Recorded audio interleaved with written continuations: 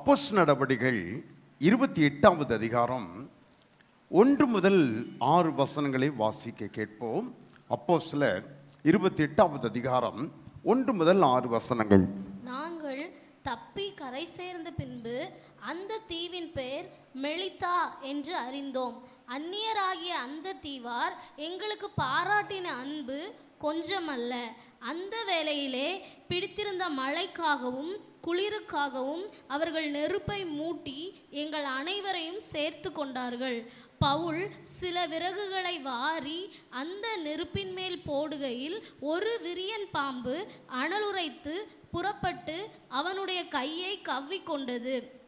விஷப்பூச்சி அவன் கையிலே தொங்குகிறதை அந்நியராகிய அந்த தீவார் கண்டபோது, இந்த மனுஷன் கொலைபாதகன், இதற்கு சந்தேகமில்லை, இவன் சமுத்திரத்துக்கு தப்பி வந்தும் பழியானது இவனை பிழைக்க ஒட்டவில்லை என்று தங்களுக்குள்ளே சொல்லி கொண்டார்கள். அவன் அந்த பூச்சியை தீயிலே உதறி போட்டு ஒரு தீங்கும் அடையாதிருந்தான். அவனுக்கு வீக்கங்கண்டு அல்லது அவன் சடிதியாய் விழுந்து சாவான் என்று அவர்கள் பார்த்து கொண்டிருந்தார்கள். நெடுநேரமாய் பார்த்து கொண்டிருந்தும் ஒரு சேதமும் அவனுக்கு வராததை கண்டபோது வேறு சிந்தையாகி இவன் தேவன் என்று சொல்லி கொண்டார்கள். அவன் அந்த விஷப்பூச்சை உதறி போட்டு ஒரு தீங்கும் அடையாதிருந்தான். உதறி போட்டான் என்ற தலைப்பிலே he shook off என்கிற அந்த தலைப்பிலே உங்களோடு கூட நான் பகிர்ந்து கொள்ள விரும்புகிறேன். உதறி போட்டான். அப்போஸ்தலனாகிய பவுலினிடத்திலே கர்த்தர் சொன்னார், நீ எருசலேமிலே சாட்சி கொடுத்தது போல ரோமாபுரியிலும் நீ சாட்சி கொடுப்பாய். ரோமாபுரிக்கு நீ செல்வாய். ரோமாபுரியிலே எனக்கென்று சில காரியங்களை நீ செய்ய வேண்டும் என்று பவுல் அப்போஸ்தலனிடத்திலே கர்த்தர் கேட்டுக்கொண்டார். கர்த்தருடைய சித்தப்படித்தான் பவுல் ரோமாபுரி பயணத்தை தொடங்குகிறார், கப்பல் பயணத்தை தொடங்குகிறார். ஆயினும் பயணத்திலே சூறாவளி வீசியது, புயல் வீசியது, எதிர்காற்றினால் அவர்கள் மிகவும் கஷ்டப்பட்டார்கள். கப்பல் சேதம் உண்டானது.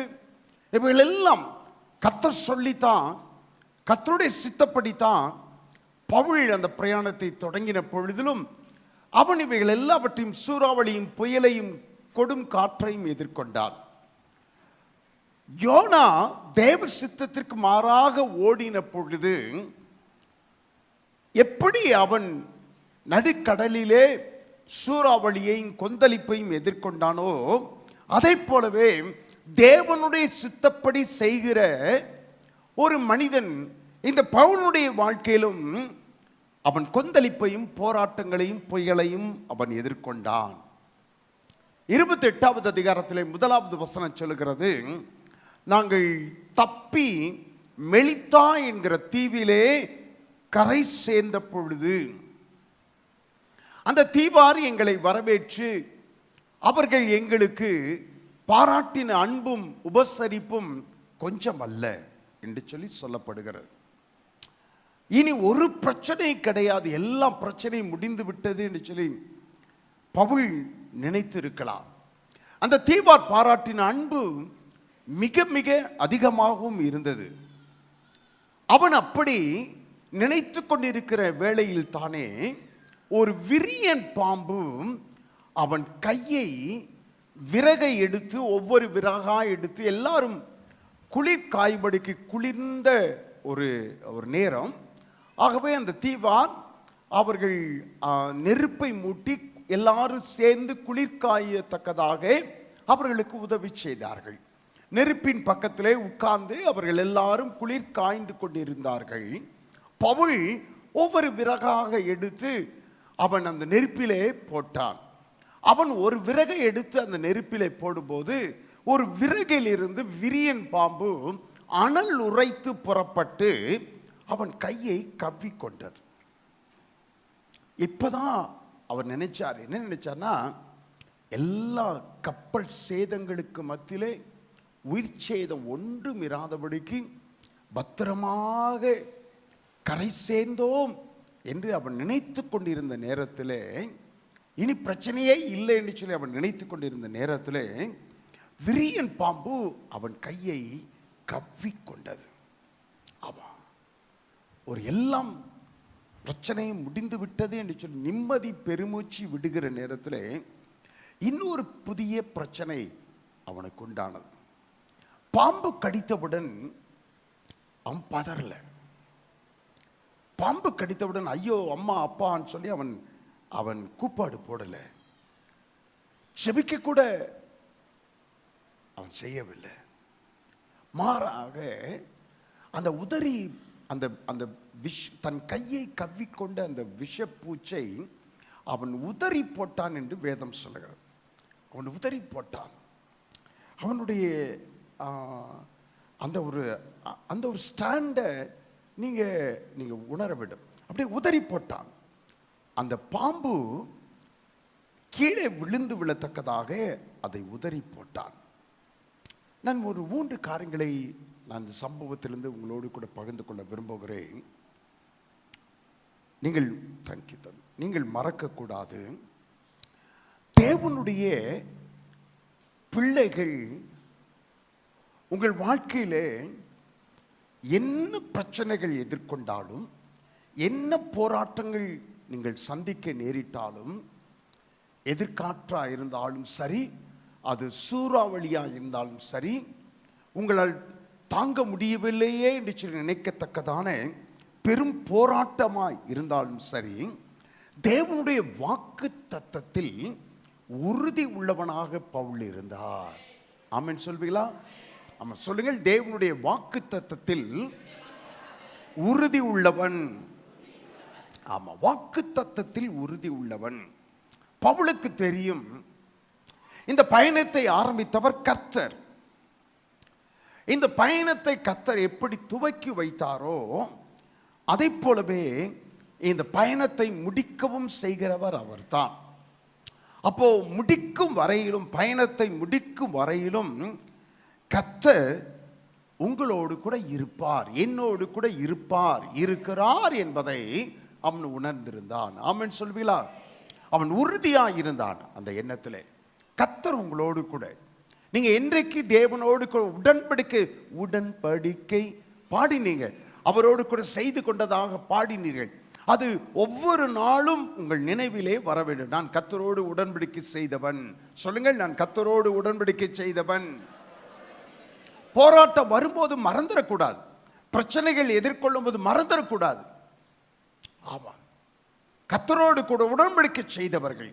உடன்படிக்கை என்றைக்கு நீங்கள் செய்தீர்களோ, நீங்கள் மாறினாலும் கர்த்தர் மாற மாட்டார். ஆமென் சொல்வீங்களா?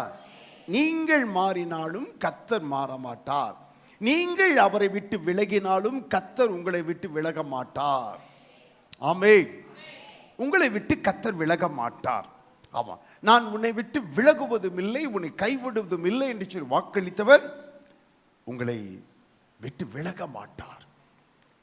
உங்களை விட்டு விலக மாட்டார். ஆமா, அந்த கப்பல்ல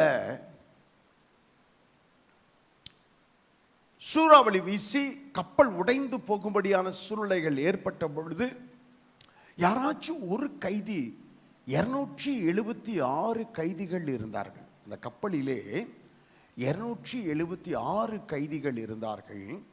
அதுல ஒருத்தன் தப்பி அவன் ரோமாபுரிக்கு அவன் தப்பி கரை சேர்ந்து விட்டாலும் அதிகாரிகள் எல்லாம் கொல்லப்படுவது நிச்சயம். 100 அதிபதிகள் எல்லாம் அந்த கைதிகள் அத்தனை பேருக்கும் அதிகாரிகளாக இருந்த அந்த காவல் அதிகாரிகள், இராணுவ அதிகாரிகள் கொல்லப்படுவது நிச்சயம். ஆகவே கப்பல் உடைஞ்சிருச்சு, சேதம் ஏற்பட்டு விட்டது. யாராயிலும் ஒருவன் குதிச்சு தப்பிச்சு ஓடிடக்கூடாது, நம்ம உயிருக்கு ஆபத்து உண்டாக்கிவிடும் என்று நினைத்து எல்லா காவலாளிகளையும் கைதிகளையும் அங்கே நடுக்கடலில் வைத்து கொன்று போடுவதற்கு அதிகாரிகள் முடிவு செய்தார்கள். ஆனா பவுலை அவர்களால் கொல்ல முடியல. பவுல் நிமித்தமாய் மற்ற 275 பேரையும் அவர்கள் கொல்லவில்லை. ஆமென் சொல்லுவீங்களா? அல்லேலூயா. ஆமா, இதுவரைக்கும் 10வது மாதத்தின் 11வது மாதத்தின் கடைசி நாளிலே நாங்கள் நிற்கிறோம். உங்களுடைய வாழ்விலே நீங்கள் சந்தித்த எதிர்கொண்ட பிரச்சனைகள், போராட்டங்களை கர்த்தர் தாண்டி வர மேற்கொள்ள கர்த்தர் உங்களுக்கு உதவி செய்து வருப்பாரானால், இப்போதும் இனி வரும் நாட்களிலும் வருடங்களிலும் எந்த பிரச்சனையானாலும், சிறிய பிரச்சனையானாலும் பெரிய பிரச்சனையானாலும் தாண்டி வருவதற்கு, அதை மேற்கொள்வதற்கு கர்த்தர் உங்களுக்கு உதவி செய்ய வல்லவராய் இருக்கிறார். ஆமென் சொல்வீங்களா? இதுவரை நடத்தி வந்தவர் இனியும் நடத்துவார். இதுவரை காப்பாற்றி வந்தவர் இனியும் காப்பாற்றுவார். இதுவரை போஷித்தவர் இனியும் போஷிப்பார். இதுவரை உயர்த்தினவர் இனியும் உயர்த்துவார். ஆமென் சொல்வீங்களா? அல்லேலூயா, அல்லேலூயா. அவன் விறகுகள் ஒவ்வொன்றையும் எடுத்து அடுப்பிலே போட்ட பொழுது, நெருப்பிலே போட்ட பொழுது, ஒரு விரியன் பாம்பு அனல் உரைத்து அவன் கையை கவ்விக்கொண்டது. பாம்பு கடிச்சு பவுல் சாவான் என்று எதிர்பார்த்திருந்தார்கள். பாம்பு கடிச்சு பவுல் சாவான் என்று, அந்த பாம்பின் நிமித்தமாய் பவுலுக்கு மரண நாள் குறிக்கப்பட்டாயிற்று என்று சொல்லி நினைத்தார்கள். ஆனால் விஷயம் என்னதுங்களா? பவுல் நிமித்தமாய் அந்த பாம்பிற்கு மரண நாள் குறிக்கப்பட்டு விட்டது. அல்லேலூயா. பாம்பு கடிச்சு பவுல் சாகிறதற்கு பதிலாக பவுல் உதறி போட்டு பாம்பு செத்து விட்டது. அல்லேலூயா. பிரச்சனைகள் அந்த பாம்பு கவ்வுவதன் மூலமாக அவன் கையை அப்படியே தன்னுடைய கூரிய பற்களால் அந்த பாம்பு கவ்வினது. அவன் வாழ்க்கை முடிந்து விடும் என்று சொல்லி நினைத்தார்கள். பிரச்சனைகள் நிமித்தமாக உங்கள் வாழ்க்கை முடிந்து விடுவது இல்லை. ஆமென் சொல்வீங்களா? ஆமா. இவ்வளவு தூரம் பிரயாசப்பட்டு வந்து பாம்பு கடித்து சாவதற்கு கர்த்தர் அனுமதிக்க மாட்டார்.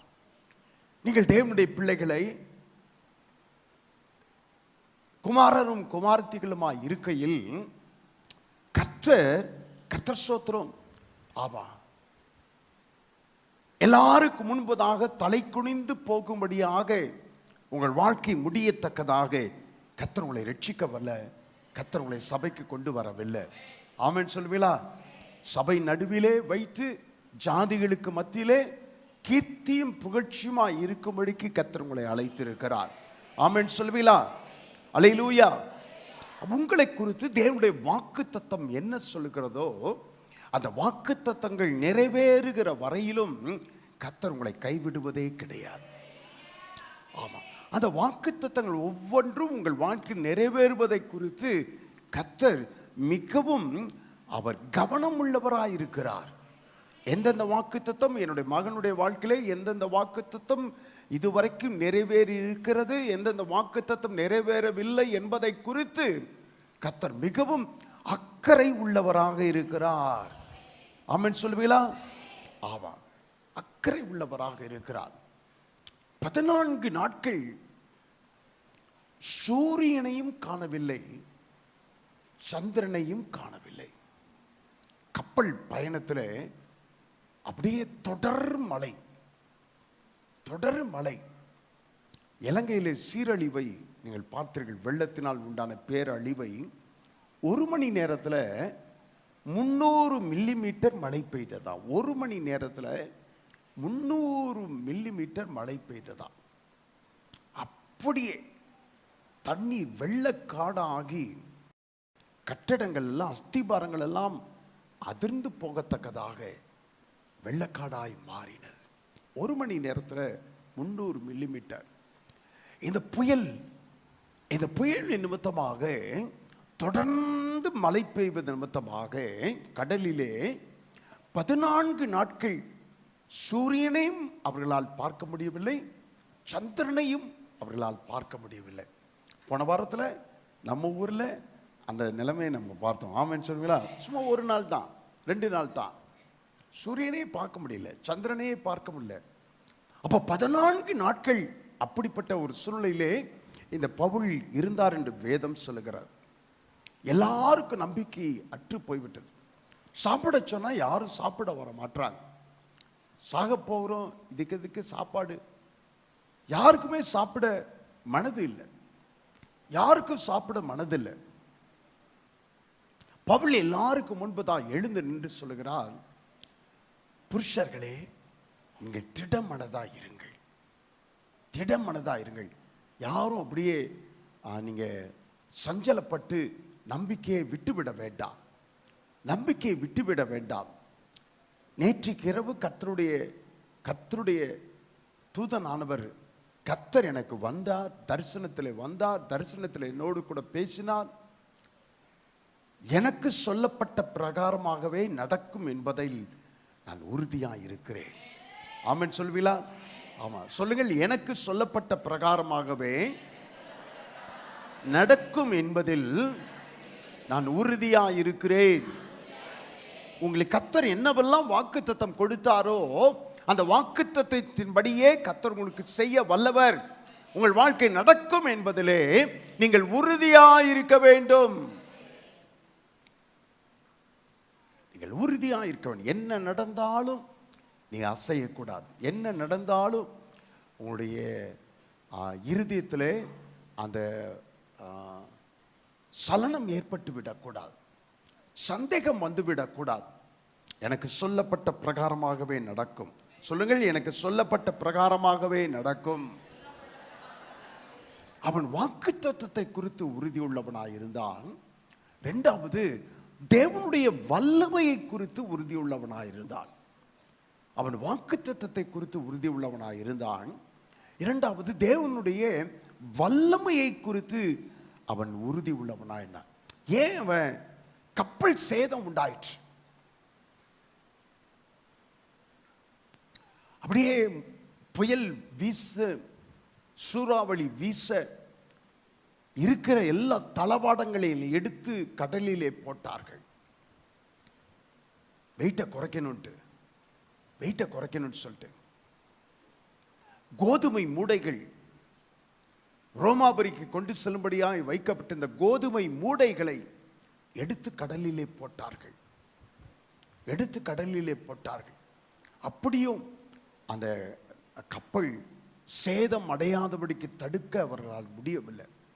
கடைசியில் அவங்க அந்த கப்பல் வந்து அந்த கடற்கரை சமீபமாக அந்த முன்னணியம் பாறையிலே மோதிவிட்டது.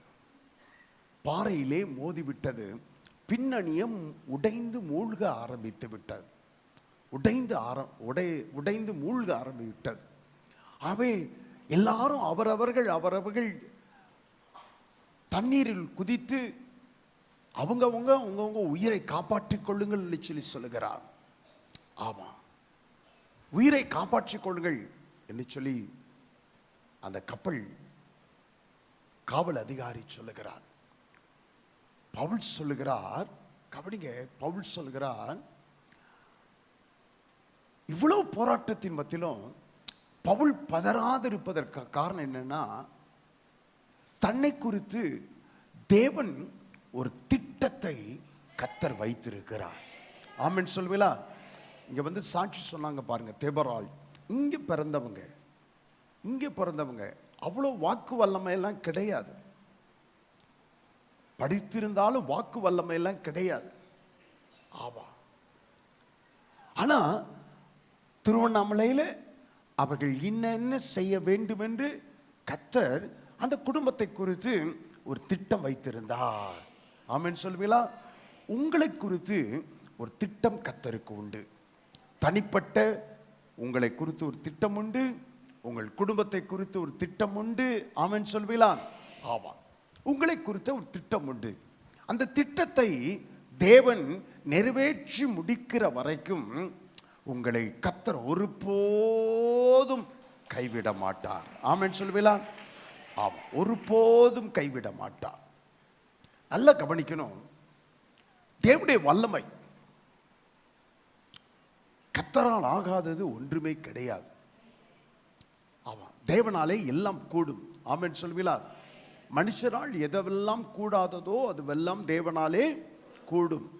ஆமா, Is there anything too hard for the Lord? தேவனாலே கூடாத காரியம் ஏதாகிலும் உண்டோ? ஏதாகிலும் உண்டோ? அப்போ தேவனாலே எல்லா காரியங்களும் கூடும். அதை நீங்கள் விசுவாசிக்க வேண்டும். தேவனுடைய வல்லமையை விசுவாசிக்க வேண்டும். ஆமென். தேவனுடைய வல்லமையை நீங்கள் விசுவாசிக்க வேண்டும். ஒருவன் கிறிஸ்துவுக்குள் இருந்தால் 2 கொரிந்தியர் வாசிக்கிறோம் 5:17 வாசிக்கிறோம். வாசிக்க வேண்டாம். ஒருவன் கிறிஸ்துவுக்குள் இருந்தால் அவன் புது சிருஷ்டியா இருக்கிறான். பழையவைகள் ஒளிந்து போயின, எல்லாம் புதிதாயின. சொல்லுங்கள், ஒருவன் கிறிஸ்துவுக்குள் இருந்தால் புது சிருஷ்டியா இருக்கிறான். பழையவைகள் எதெல்லாம் ஒளிந்து போயின? அதான் பழையவைகள் ஒளிந்து, எதெல்லாம் ஒளிந்து போயின? ஆமா, எல்லாம் புதிதாயின அப்படின்னு சொன்னா உங்கள் நம்பிக்கை புதிதாக இருக்க வேண்டும். ஆமென் சொல்லுவீங்களா? உங்கள் எதிர்பார்ப்பு புதியதாக இருக்க வேண்டும். உங்களுடைய ஆசைகள் புதிதாக இருக்க வேண்டும். ஆசை, நிறைய ஆசைப்படுங்க. அவன் பக்கத்தில் பார்த்து சொல்லுங்க, நிறைய ஆசைப்படுங்க. ஆமாம், நிறைய சின்சியராக சொல்லுங்க, சீரியஸாக சொல்லுங்க, நிறைய ஆசைப்படுங்க. ஆமாம், என்ன ஆசை? நிறைய உனக்கு ஆசை இருக்குதாம்மா? ஏதாச்சும் ஆசை சொல்லுவியா? ஏஞ்சி சொல்லுவியா? சொல்லு பார்ப்போம். சும்மா சொல்லு. அங்கே பார்க்குற, சும்மா சொல்லு. உனக்கு ஆசை சொல்லு. சொல்லு, என்ன வேணாலும் சொல்லு. ஆசை என்ன சொல்லுவேன், அது மைக் எடுத்து சொல்லு. உன் ஆசை சொல்லு. அவங்க மற்றவங்களுக்கெல்லாம் தெரியும்ல. சொல்லு சொல்லு, சும்மா சொல்லு. கோட் சுட்டுவாங்க. வீடு எடுத்து கடுகு மாதிரி ஆசையெல்லாம் சொல்லி வீடு கட்டணும். அப்புறம் என்னங்க? இவ ஆசை கேட்டாங்க. என்னங்க? ஏன் தங்கச்சி சேர்க்கிற? அவ ஆசை வேற, ஓ ஆசை வேற. அப்படி சொல்லி ஏன் தங்கச்சி இதை கூட்டாளியை சேர்க்கிற? உன் புருஷனை சேர்க்கணுமா? நானும் என் வீட்டுக்காரன் காரில் வரணும், புது காரில் வரணும் அப்படி சொல்லு. தங்கச்சியை கூப்பிட்டுக்காத, அது குடும்பத்தில் பிரச்சனை உண்டாக்கிறோம். அப்புறம் பாருங்க, எவ்வளோ ஆசை இருக்கு பாருங்க, எவ்வளோ ஆசை. உங்க ஆசை, ஆமாம், அதெல்லாம் புதுசாக மாறணும். ஆமென் சொல்லுவீங்களா? பழைய மனுஷனா இருந்த பொழுது எனக்கு உண்டாயிருந்த ஆசைகள் வேறு, எனக்கு உண்டாயிருந்த விருப்பங்கள் வேறு. ஆமா, எனக்கு உண்டாயிருந்த நம்பிக்கை வேறு. இப்போ எனக்கு ஒரு பெரிய நம்பிக்கை இருக்கிறது.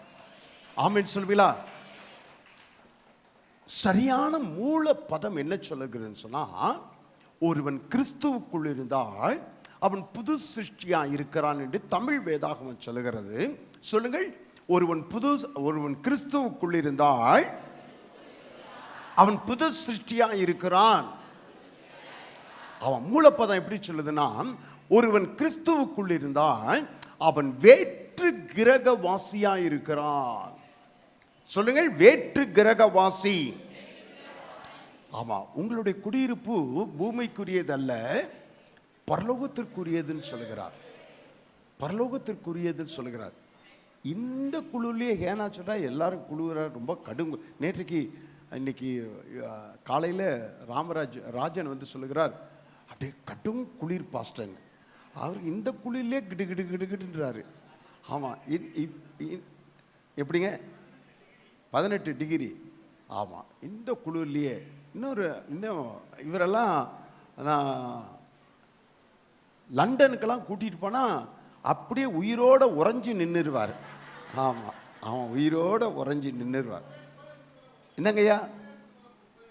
ஆமாம், அது இருக்கும். போபாலில் 2 டிகிரி 3 டிகிரி இருக்கும் குளிர். போபாலில் எங்கள் பாஸ்டர் ஒரு நாள் வந்து தங்கியிருந்தப்போ கிட்டு கிட்டு கிட்டு கிட்டுன்னு எல்லா கதவும் பூட்டியாச்சு, சாத்தியாச்சு. அப்படி கிட்டு கிட்டுன்னு அனுத்துறார். என்னன்னு பார்த்தா, கழுவி விடுகிற ஓட்டை இருக்கு பார்த்தீங்களா கதவுக்கு கீழே, அந்த கழுவி விடுகிற ஓட்டை வழியாக குளிர்காற்று வந்துக்கிட்டு இருந்துச்சு. அதை வச்சு அப்புறம் பனியனை கிழிச்சு அந்த ஓட்டையை அடைச்சதுக்கு அப்புறம் தான் அவர் கொஞ்சம் குளிர் நின்றுச்சு. எப்படி குளிப்போம் தெரியுங்களா? பாத்ரூமுக்குள்ளார தண்ணியை ஸ்டவ்வை வச்சு, மண்ணெண்ணெய் ஸ்டவ்வை வச்சு பாத்ரூமுக்குள்ளார அந்த தண்ணியை நல்லா சூடாக்கி அப்படியே கொதிச்சா இப்போ ஊத்துனா அப்படி தோலெல்லாம் வந்துடும். அந்த அந்த தண்ணியை வச்சு அடுப்புல இருந்து கிச்சன்ல இருந்து தண்ணியை கொண்டு போனா தண்ணி குளிர்ந்துடும்.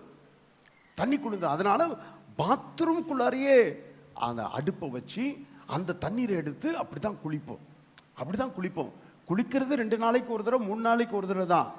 ஆனா இப்படி குளிச்சா தான் குளிக்க முடியும், இல்லைன்னா குளிக்கவே முடியாது. குளிச்சு முடிச்ச உடனே அப்படியே டவலை வச்சு துவட்டிட்டு உடனே சுட சுட சாயா டீ குடிக்கணும். டீ குடிச்சாதான் அந்த குளிர் கொஞ்சமாச்சு நிற்கும், கொஞ்சமாச்சு நிற்கும். அவ்வளோ பயங்கரமான குளிர், அவ்வளவு பயங்கரமான குளிர். நமக்கு கவனிகள் ஒரே இந்தியா தான், ஆனால் அங்கே இருக்கிற குளிர் நம்மளால முடியவே இல்லை, நம்மளால தாங்க முடியல, நம்மளால தாங்க முடியல. வேற்று கிரகவாசி என்று சொல்லுகிறார். வேற்று கிரகவாசி சொல்லுங்கள், வேற்று கிரகவாசி. அல்லேலூயா. அப்ப வேற்று கிரகவாசினா என்ன அர்த்தம் சொன்னா, உலகத்தானுக்கு பாம்பு கடிச்சா அவன் செத்து போயிடுவான். ஆனா வேற்று கிரகவாசிக்கு பாம்பு கடிச்சா அவன் சாக மாட்டான், சாக மாட்டான். நம்ம ஊர்ல பண்ணைகளில் மீன் வளர்ப்பது போல, பண்ணைகளில் மீன் வளர்ப்பது போல இந்தோனேஷியாவில், தாய்லாந்தில் பண்ணைகளில் நாகப்பாம்பு வளர்க்கிறார்கள். உங்களுக்கு தெரியுமா? நாகப்பாம்பு வளர்க்கிறார்கள். பண்ணைகளில் முதலைகள் வளர்க்கிறார்கள். மார்க்கெட்டில் முதல உயிரோடு இருக்குது.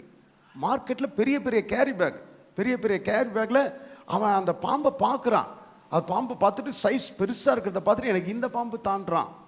அந்த நாகப்பாம்பை எடுத்து அவன் டக்குன்னு வெந்நீரில் போட்டு முக்கி கேரி பேக்கில் கட்டி அவன்கிட்ட கொடுக்குறான். உயிரோட உயிரோட நாகப்பாம்பு அப்படியே அப்படியே போடப்பட்டிருக்கிறது. சுண்டு வரல் சைஸுக்கு, என்னுடைய சுண்டு வரல் சைஸுக்கு புழு, என்னுடைய சுண்டு வரல் சைஸுக்கு புழு நல்ல மஞ்சள்னு இருக்குது. 1 கிலோ 800 ரூபாய். நம்ம ரூபாய்க்கு இன்றைய விலை 1 கிலோ 800 ரூபாய். 800 ரூபாய்க்கு இவ்வளோ புழு கிடைக்கும். அவன் அப்படியே சிக்கன் 65 பவுடரை போட்டு நல்லா அப்படியே ஃப்ரை பண்ணி அப்படியே குறுக்குறை மாதிரி மொறுன்னு தின்றான், மொறுன்னு தின்றான். கவனிங்க, நமக்கு எப்படி இருக்குன்னு சொன்னா, அவனை பார்க்கறதுக்கே இப்படி இருக்குது, வேற்று கிரகவாசி மாதிரி இருக்கான். ஆமா, வேற்று கிரகவாசி மாதிரி.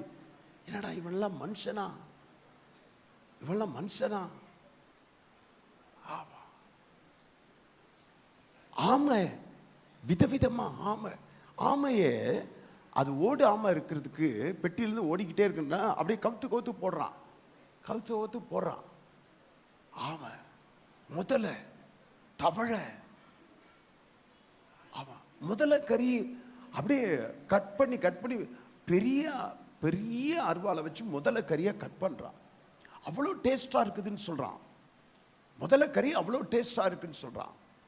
ஆமா, நான் என்ன சொல்ல வருகிறேன், நம்ம ஒரு நாள் அங்க எல்லாம் போய் உங்களை சாப்பிட விட்டா எப்படி இருக்கும்?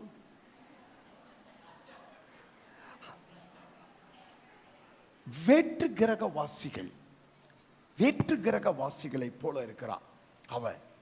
அப்போ பவுல் சொல்லுகிறார், கவனிங்க, நம்ம எல்லாம் கிறிஸ்துவுக்குள் என்றைக்கு நாம் அவரை ஏற்றுக்கொண்டோமோ அண்டையிலிருந்து நாம் எல்லாரும் வேற்று கிரகவாசிகளை போல இருக்கிறோம். ஆமென். அடுத்தவனுக்கு கவனிங்க, அடுத்தவனுக்கு செய்வனை வச்சா அவனை தாக்கும். வேற்று கிரகவாசி உங்களை ஒண்ணுமே தாக்காது. அந்த விசுவாசம் உங்களுக்கு இருக்கணும். ஆமென் சொல்லுவீங்களா? அந்த விசுவாசம் உங்களுக்கு இருக்கணும். ஆமா, ஒன்றும் உங்களை செய்யாது. ஆமா, அவன் வச்சுட்டானோ இவன் வச்சுட்டானோ அப்படின்னு சொன்னா அது கர்த்தரை கேவலப்படுத்துகிறதுக்கு சமம். நீங்க நீங்க கிறிஸ்துவுக்குள் இல்லைன்னு சொல்லி அர்த்தம். ஆமா, அவன் வச்சுட்டான் இவன் வச்சுட்டான், ஏத்த வீட்டுக்காரன் வச்சுட்டான். ஆமா, உங்கள் நிமித்தமாய் உங்களுக்கு உங்களை தொட்டா அவன் தான் சாகணும். பவுலை கடிச்சா பாம்பு தான் சாகும் ஒழியே பவுல் சாக மாட்டான். ஆமென் சொல்லுவீங்களா? அவன் நீங்கள் வேற்று கிரகவாசி. ஒருவன் கிறிஸ்துவுக்குள் இருந்தால் புது சிருஷ்டியா இருக்கிறான். எல்லாம் புதிதாக வேண்டும்.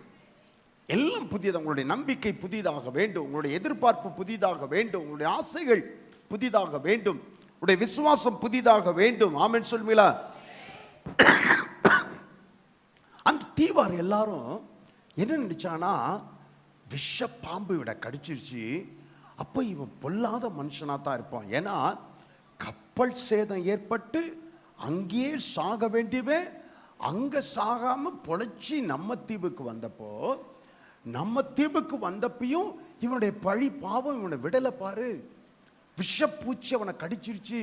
அப்போ அந்த அந்த விரியன் பாம்பு கடிச்சிருச்சுன்னு சொன்னா கொஞ்ச நேரத்தில் அப்படியே உடம்புல வீக்கங்கள் ஏற்பட்டு, வீக்கம் எப்படி அப்படியே அப்படியே பனியற மாதிரி வீக்கமா வீக்கம் ஏற்பட்டு அது நிமித்தமாய் அவன் செத்து போவான்னு சொல்லி அவர்கள் எல்லாம் பார்த்து கொண்டே இருக்கிறார்கள். அவர்களெல்லாம் பவுலை பார்த்து கொண்டே இருக்கிறார்கள். கர்த்தர் ஸ்தோத்திரம். ஆனால் பவுலுக்கு ஒன்றும் நேரிடாததை கண்டு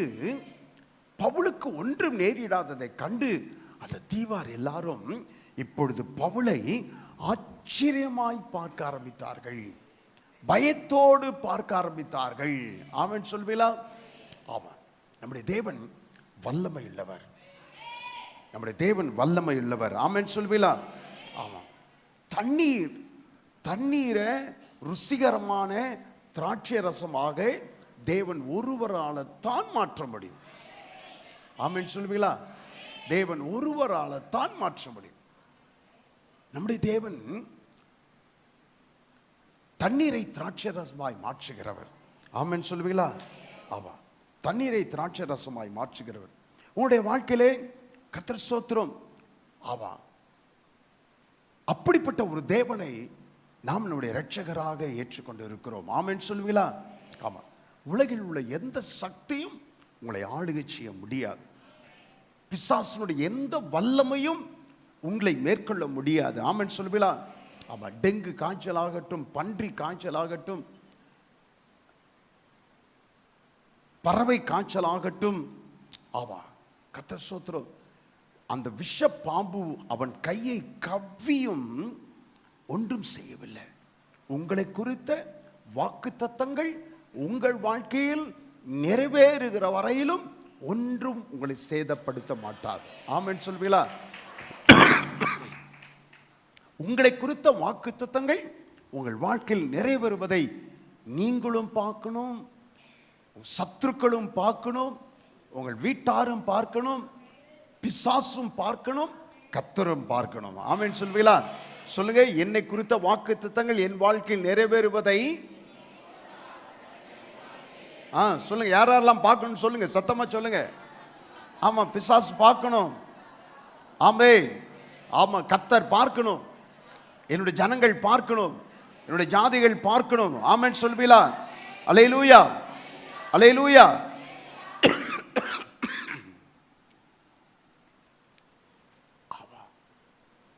பவுலை அந்த விஷப்பூச்சி கவ்வி போட்டது. உங்களை ஒருவனும் தொட முடியாது என்று கர்த்தர் சொல்கிறார். உங்களை ஒருவன் தொட்டால், ஆமென் சொல்லுவீங்களா, தொட்டவன் கெட்டான். சொல்லுங்கள், தொட்டவன் கெட்டான். ஆமா, என்னை யாரும் தொட முடியாது. அப்படி யாராச்சும் தொட்டாங்கன்னா தொட்டவன் தான் கெட்டான். ஆமென் சொல்லுவீங்களா? ஆமா, தொட்டவன் தான் பிசாசுக்கு இது தெரியுமா? தெரியும். சத்துருக்களுக்கு இது தெரியுமா? தெரியும். சத்துருக்களுக்கு தெரியும், நிறைய பேருக்கு தெரியும். கிறிஸ்தவனுக்கு நேரா மோதக்கூடாது. கிறிஸ்தவனுக்கு நேரா மோதினா, ஆமா, அரசியல் தலைவர்களுக்கு தெரியுமா? தெரியும். ஆமா, பெரியார் தான் கடவுள் இல்லை என்று சொல்லுகிறவர், கொள்கை உடையவர் பெரியார். அந்த பெரியார் என்ன சொன்னார்? கிறிஸ்தவனை மூட்டைப்பூச்சிக்கு சமமாய் சொன்னார். ஆமா, மூட்டைப்பூச்சியை கொல்லுன்னு நினைச்சு மூட்டைப்பூச்சியை அழிச்சா மூட்டைப்பூச்சி பெருகும் ஒழிய மூட்டைப்பூச்சி ஆமா அழியாது. கிறிஸ்தவனை அப்படித்தான், தொட்டா அவன் பெருகுவானை ஒழிய அவன் அழிக்க முடியாதுன்னு சொன்னார். அழிக்க முடியாதுன்னு சொன்னார். அப்போ இந்த காரியம் அவர்களுக்கு தெரிந்திருக்கிறது. தேவனுடைய பிள்ளைகள், உங்களுக்கு தெரியுமா? என்னை எவனும் தொட முடியாது, தொட்டவன் எவனும் அவன் நன்றாய் இருக்க முடியாது. இது உங்களுக்கு தெரியுமா? உங்களுக்கு தெரிய வேண்டும். ஆமென் சொல்வீங்களா? அல்லேலூயா, அல்லேலூயா. ஆமாம். பாம்பு கடிக்குன்னு சொல்லி கர்த்தருக்கு தெரியுமா? தெரியும். பாம்பு கடிக்குன்னு கர்த்தருக்கு தெரியுமா? ஆமாம், தெரியும் பாம்பு கடிக்குன்னு சொல்லி. ஆனா பவுல் தன்னை குறித்து வல்லமை, தன்னுடைய வல்லமை குறித்து அவன் உறுதியாக இருக்கிறவன் என்பது கர்த்தருக்கு தெரியும். நான் சொல்லுறதை மறுபடியும் சொல்லுகிறேன். கர்த்தர் வல்லமை உள்ளவர் என்பதிலே நீங்கள் உறுதியாக இருக்கிறீர்கள் என்பது கர்த்தருக்கு தெரிய வேண்டும். ஆமென் சொல்லுவீங்களா? அல்லேலூயா, அல்லேலூயா. ஆமா, பவுல் அதனை உதறி போட்டு விடுவான் என்பது கர்த்தருக்கு தெரியும். பவுல் அந்த விஷப்பூச்சியை உதறி போட்டு விடுவான் என்பது கர்த்தருக்கு தெரியும். அப்போ உங்களை குறித்து கர்த்தர் அப்படி சொல்லுவாரா? என்னுடைய மகள், அவளுக்கு ஏற்படுகிற இந்த பிரச்சனையை அப்படியே உதறி போட்டு விடுவாள், ஒன்றும் நடக்காததை போல ஆலயத்திற்கு வந்து சாட்சி கொடுப்பாள். கர்த்தர் ஸ்தோத்திரம். உங்களை குறித்து கர்த்தர் அப்படி சொல்லுவாரா? உங்களை குறித்து கர்த்தர் அப்படி சொல்ல முடியுமா? அந்த அளவிற்கு கர்த்தருடைய வல்லமை குறித்து நீங்கள் உறுதி உள்ளவர்களாக இருக்கிறீர்களா? எனக்குள்ளே கிரியை செய்கிற அவருடைய வல்லமையின்படியே சொல்லுங்கள். நமக்குள்ளே கிரியை செய்கிற அவருடைய வல்லமையின்படியே. இன்னொரு தடவை சொல்லுங்க.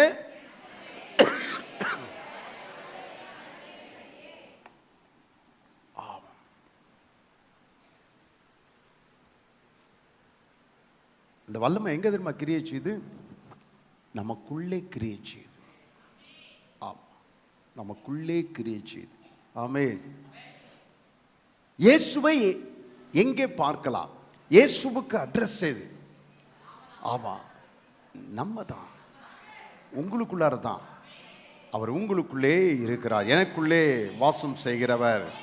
அவன் உலகத்தில் இருப்பவரை காட்டிலும் எனக்குள் இருப்பவர், சத்தமா சொல்லுங்க, உலகத்தில் இருப்பவனை காட்டிலும் எனக்குள் இருப்பவர் பெரியவர். எனக்குள் இருப்பவர் பெரியவர்.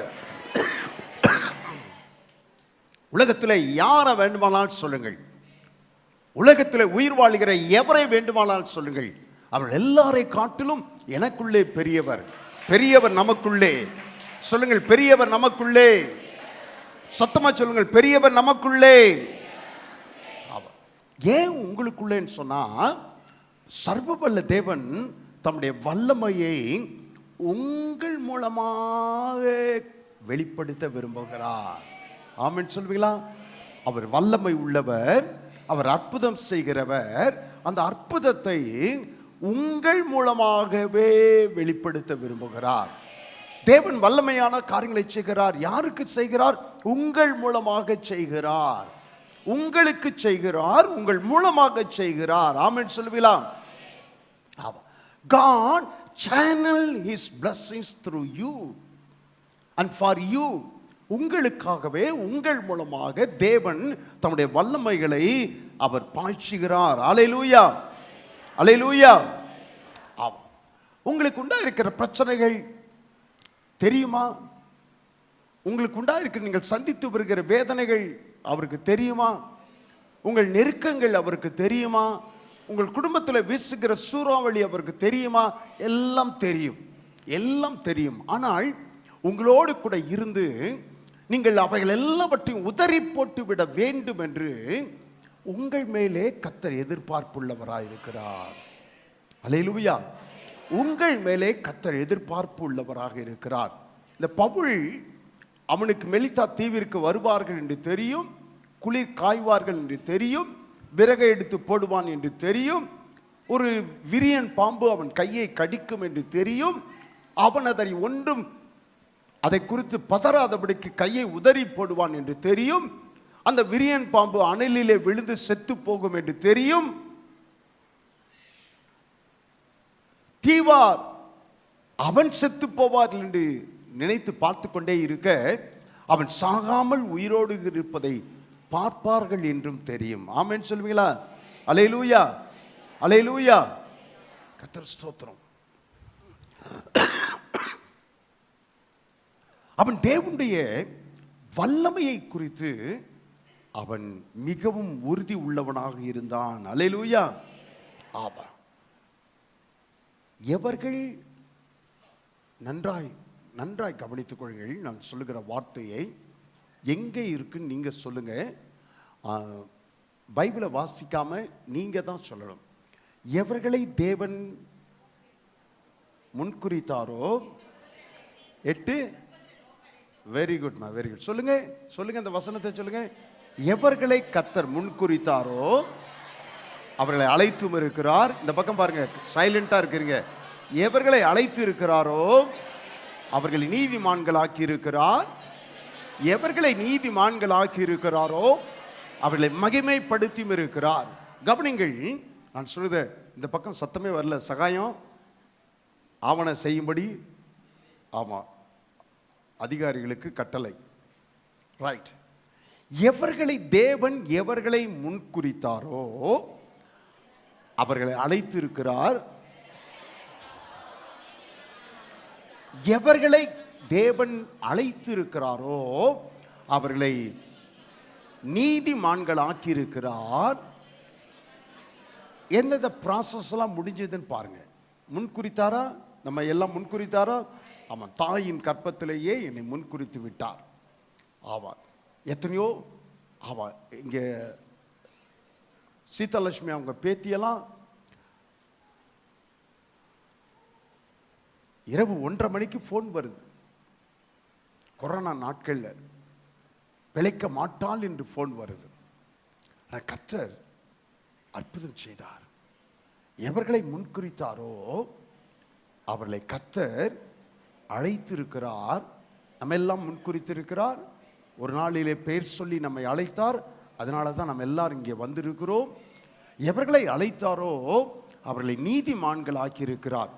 இயேசுவின் இரத்தத்தினால் நான் நீதிமானாக்கப்பட்டேன்.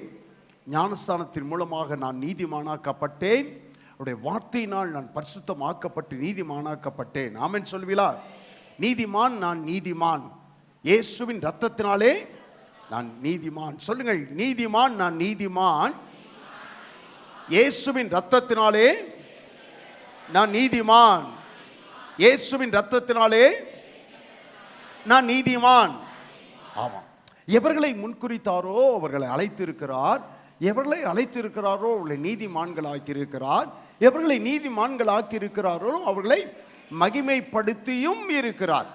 அப்போ நீதிமானாக்கிறது உண்மையானால், கர்த்தர் உங்களை அழைத்திருக்கிறது உண்மையானால், கர்த்தர் உங்களை நீதிமானாக்கிறது உண்மையானால், கர்த்தர் உங்களை மகிமைப்படுத்தவும் வேண்டும். மகிமைப்படுத்தவும் வேண்டும். இதுவரைக்கும் மகிமைப்படுத்தலனா நிச்சயமாய் மகிமைப்படுத்துவார். நீங்கள் மகிமைப்படுத்தப்படாதபடிக்கு சாவது இல்லை. கரங்களை தட்டி கர்த்தருக்கு மகிமை செலுத்துவோமா?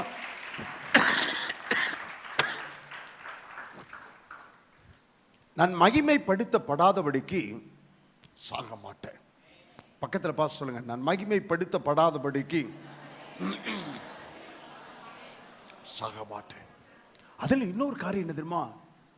எந்த அளவுக்கு உங்க மருமகள், உங்கள் மாமியார், உங்கள் எதிர் வீட்டுக்காரன், உங்கள் தெருவில் இருக்கிறவர்கள், உங்கள் சத்துருக்கள், உங்களை பகைத்தவர்கள், இவர்கள் எல்லாரும் எந்த அளவுக்கு உங்களை ஈனப்படுத்தினார்களோ, எந்த அளவுக்கு உங்களை அவர்கள் உதாசீனப்படுத்தும்படியாய் நடந்து கொண்டார்களோ, எந்த அளவுக்கு நீங்கள் கேவலப்படுத்தப்பட்டீர்களோ அந்த அளவுக்கு அவர்கள் கண்கள் காண கர்த்தர் உங்களை மகிமைப்படுத்துவார்.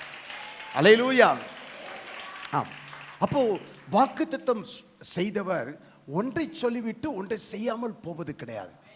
எவர்களை முன்குறித்தாரோ என்னை முன்குறித்து விட்டார். எவர்களை அழைத்தாரோ என்னை அழைத்து விட்டார்.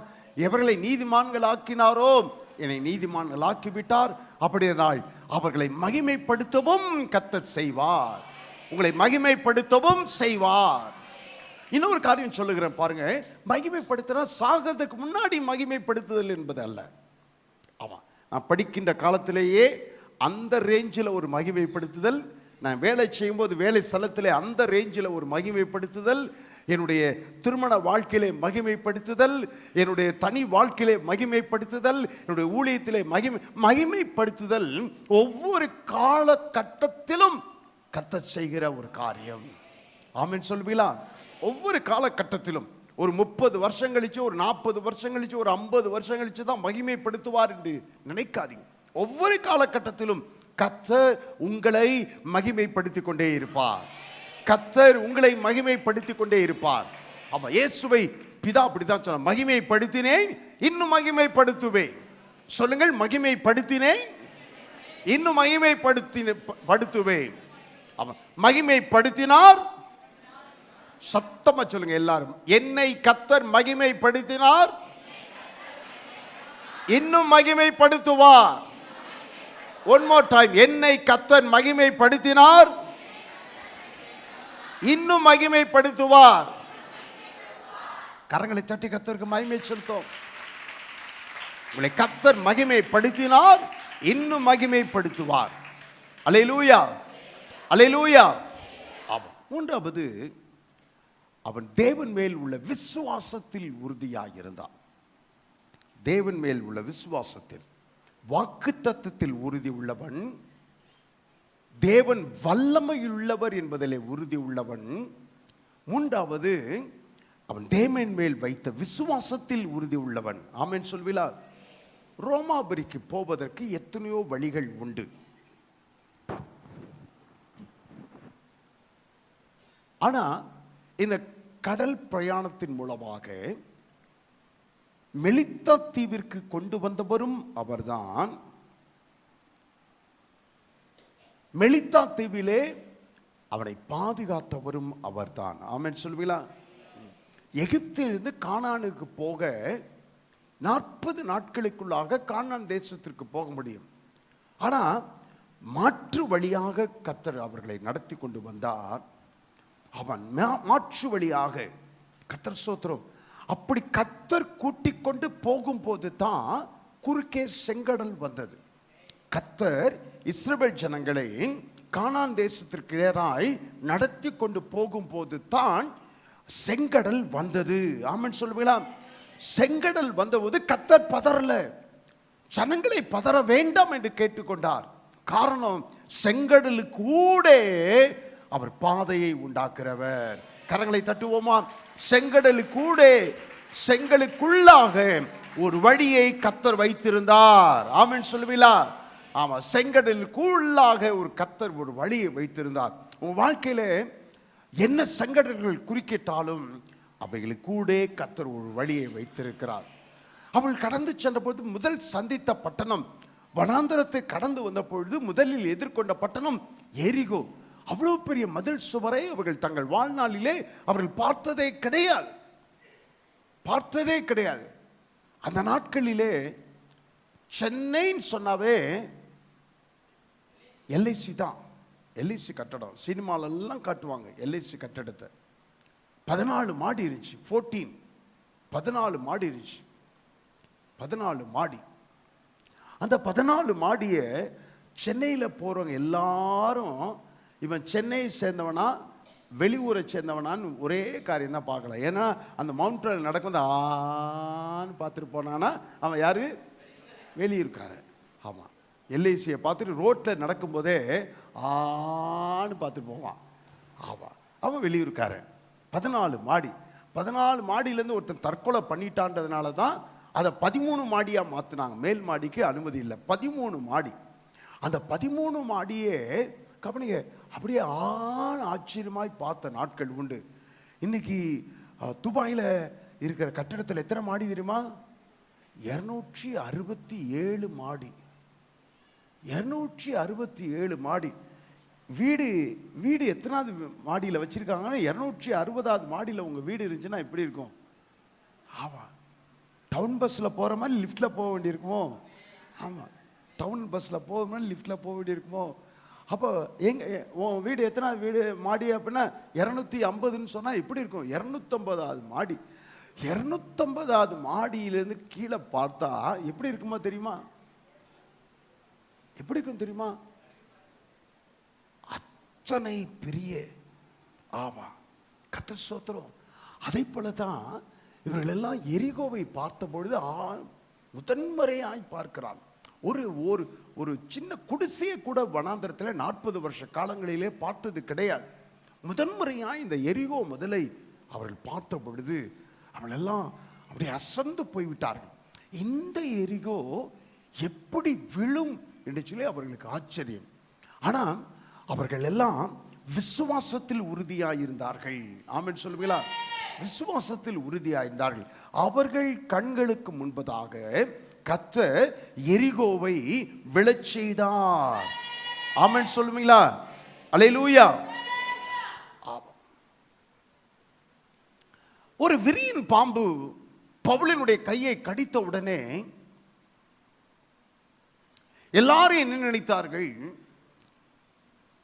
கடல் சேதத்திற்கு, கப்பல் சேதத்திற்கும் தப்பி, புயலுக்கு தப்பி இந்த தீவிற்கு, மெலித்தா தீவிற்கு வந்து சேர்ந்தான். இந்த மெலித்தா தீவிலே வந்த பிறகும் இவனுடைய சாபம் இவனை விட்டு போகல. இந்த தீவில இவன் சாகணும்னு சொல்லி கர்த்தர் இவனுக்கு விதி இருந்திருக்கு. இந்த மெலித்தா தீவில இவன் சாக வேண்டும் என்பது இவன் தலைவிதி என்று சொல்லி எல்லாரும் நினைத்துக் கொண்டிருந்தார்கள். எல்லாரும் நினைத்துக் கொண்டிருந்தார்கள். ஆனா பவுலுக்கு அப்படி அல்ல. அவனுக்கு நன்றாக தெரியும், கர்த்தர் எருசலேமிலே சாட்சி கொடுத்தது போல நான் ரோமாபுரியிலும் சாட்சி கொடுப்பேன். கர்த்தர் சொல்லி இருக்கிறார். ஆமென் சொல்லுவீங்களா? சொல்லுங்கள். நான் எருசலேமிலே சாட்சி கொடுத்தது போல ரோமாபுரியிலும் சாட்சி கொடுப்பேன். இடையிலே மெலித்தா என்கிற தீவு, அந்த தீவிலே ஒரு பாம்பு, அந்த பாம்பு என் கையை கவ்விக்கொண்டது. நான் செத்து போவேன்னு சொல்லி நினைத்தால் நான் சாக மாட்டேன். காரணம், நான் ரோமாபுரிக்கு போக வேண்டும், அங்கே கர்த்தரை குறித்து சாட்சி கொடுக்க வேண்டும். உங்க ஒரு பிரச்சனை, சின்ன பிரச்சனை வந்தோடனே வாழ்க்கை முடிஞ்சிருச்சுன்னு நினைக்காதீங்க. எல்லாம் முடிந்து விட்டதுன்னு சொல்லி சோர்வுக்குள்ளாகி விடாதீர்கள். உங்களை குறித்து கர்த்தர் என்னவெல்லாம் வாக்கு தந்தாரோ அந்த வாக்குத்தத்தங்கள் எல்லாவற்றையும் நிறைவேறுவதை நீங்கள் காண வேண்டும். ஆமென் சொல்லுவீங்களா? நிறைவேறுவதை நான் காண வேண்டும். சொல்லுங்கள், நிறைவேறுவதை நான் காண வேண்டும். இப்பொழுது இருக்கிறதை பார்க்கலாம் 1000 மடங்கு நான் ஆசீர்வாதமாய் பெருக வேண்டும். நான் வலப்பக்கமும் இடப்பக்கமும் இடம் கொண்டு பெருக வேண்டும். இங்க இருக்கிற எல்லா வாலிபர்களை பார்த்து சொல்லுகிறேன், இங்க இருக்கிற எல்லா வாலிப பிள்ளைகளையும் பார்த்து சொல்லுகிறேன், நான் வர வர விருத்தியாகி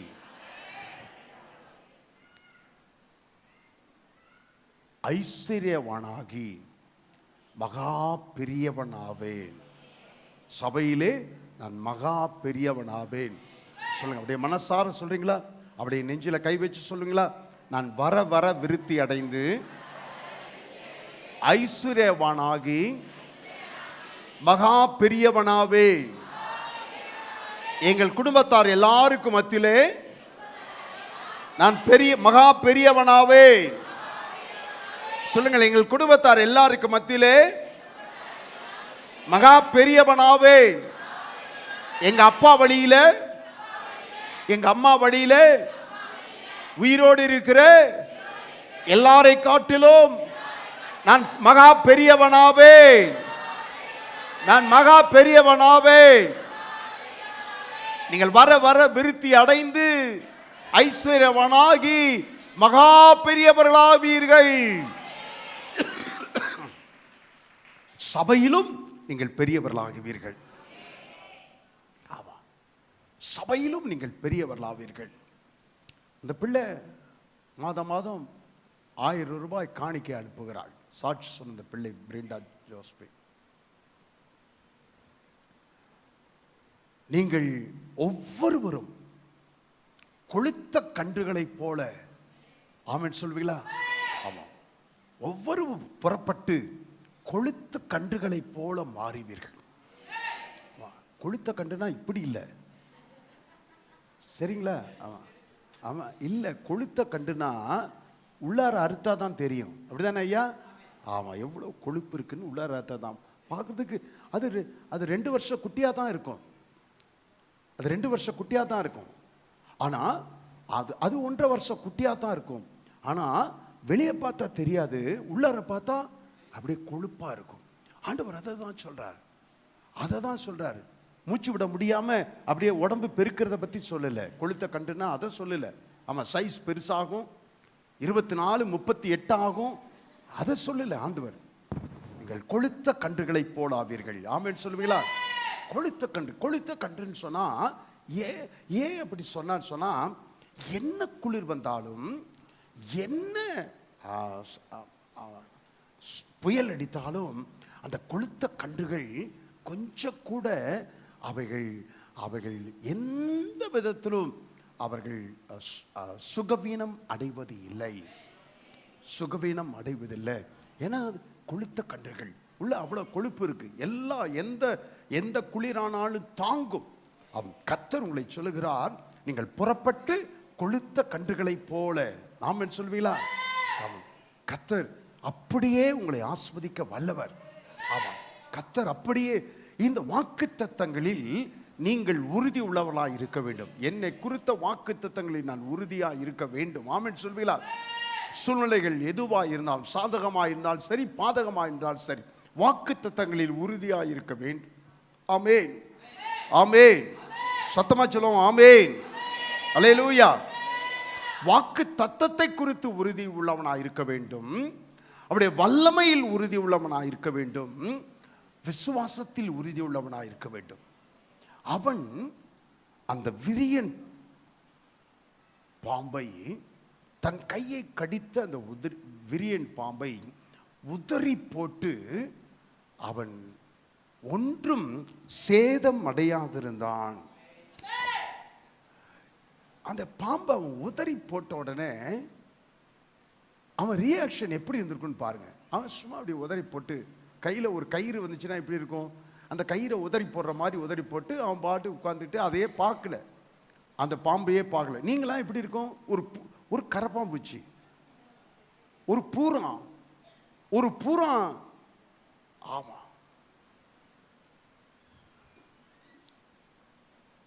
ஒரு பூரான். மனைவி காப்பி கொண்டு வந்தா, அவன் ஒரு நல்ல அலுவலகத்தில் விளைச்சற அலுவலகன். மனைவி காப்பி கொண்டு வந்தா, ராத்திரி வீட்டுக்கு வந்தோடனே பால் கொண்டு வந்தா. இவன் பாலை வாங்கி அப்படின்னு பார்த்தான். மேலே பள்ளி ஒன்று இருந்துச்சு. அவன் குடிச்சு முடிச்சுட்டு மேலே பார்த்தா பள்ளியை காணா. அந்த பாலில் அவ கொஞ்சம் பாதாம் பருப்பை போட்டிருந்தா. அந்த பாலில் நல்லதாச்சேன்ட்டு பாதாம் பருப்பை போட்டிருந்தா. இவன் அந்த பாலை குடிக்கும்போதே நறுக்குனுச்சே, பள்ளியாத்தான் இருக்குமோ, நடந்த கதை பள்ளியாத்தான் இருக்குமோன்னு அவனுக்கு சந்தேகம் வந்துருச்சு. பள்ளியை தேடுதேன்னு தேடலை, கிடைக்கல. மனைவி கிட்ட சொன்னோன்னா மனைவி ரொம்ப பதறிட்டா. ஐயோ, புருஷன் பள்ளியை சாப்பிட்டார். டாக்டர்கிட்ட போய் சொன்னோன்னே அப்படியே டாக்டர் முன்னாடி அவன் மயங்கிட்டான்.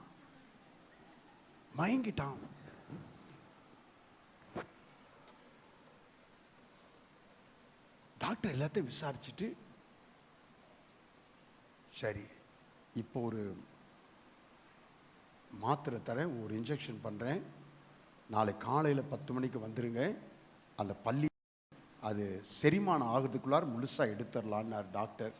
இப்போ அந்த பள்ளி செரிமானம் ஆகாததற்காக ஒரு ஊசி போடுறேன், அப்படி முழுசாகவே இருக்கணும், நாளை காலையில் 10 மணிக்கு வாங்க எடுத்துறேன். அடுத்த நாள் காலையில் 10 மணிக்கு பதறி போய் வந்தாங்க. மனைவியை நீங்கள் வெளியேறுங்கன்னு சொல்லிட்டாங்க. வெளியேறுங்கன்னு சொன்னேன். அவரை என்ன செஞ்சாங்க, அவரை அப்படியே படுக்க வச்சு அவரை கண்ணை மூட சொன்னாங்க. ஒரு மாத்திரையை கொடுத்தாங்க, கண்ணை மூடி சொன்னாங்க. அதுக்கப்புறம் வாமிட் வர்றதுக்கு ஒரு இன்ஜெக்ஷன் பண்ணாங்க.